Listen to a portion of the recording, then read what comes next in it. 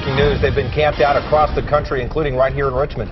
But the Occupy Wall Street protest right here in Richmond came to a grinding halt overnight around 1 o'clock this morning as police broke up the site at Canal Plaza. Our Shelby Brown is live there now with the very latest. Shelby. Good morning, Reba and Rob. Well, it was a wake-up call. These occupiers didn't expect. Many of them were in their tents sleeping here in Canal Plaza. This happened a little more than 4 hours ago, and let me just show you what's happening now. The activity has really dwindled, but you can still see a police car here blocking off Canal right here at 9th and Canal. You can see this one lone protester still standing on the street holding his sign, and just behind him over in the park, they've turned out the lights now, but crews were there cleaning up. They had bulldozers removing the tents and the debris and all of the signage and everything. Police wasted no time going into the park to kick the group out. Now, dozens of people have been camping out in Canal Plaza for about 2.5 weeks.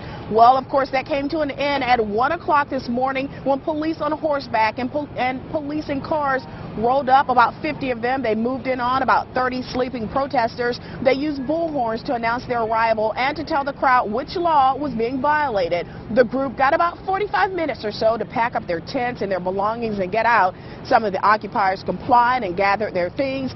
Others who did not move were arrested by police, and that was about a handful of protesters. Again, crews were in there with the bulldozers shortly after that, and cleanup crews putting all of the trash in bags and moving it out. And many of the protesters say while they're upset, this eviction doesn't stop their movement and the message they're trying to send. Occupy doesn't have to be at a set location. The location of this doesn't matter. It's all in the heart. It's knowing that there's injustice in this government and that we need to fight them, or else they're not going to fix it. So whether it be in Canal Plaza, whether it be on VCU campus, whether it be on the sidewalks like we are now, we're still going to be doing it. We've applied for permits from City Council, but they didn't accept or decline us getting a permit. At least them declining it would give us an idea of what was to come, but we didn't get anything. So we started occupying, with high hopes, and unfortunately, this is what it came down to.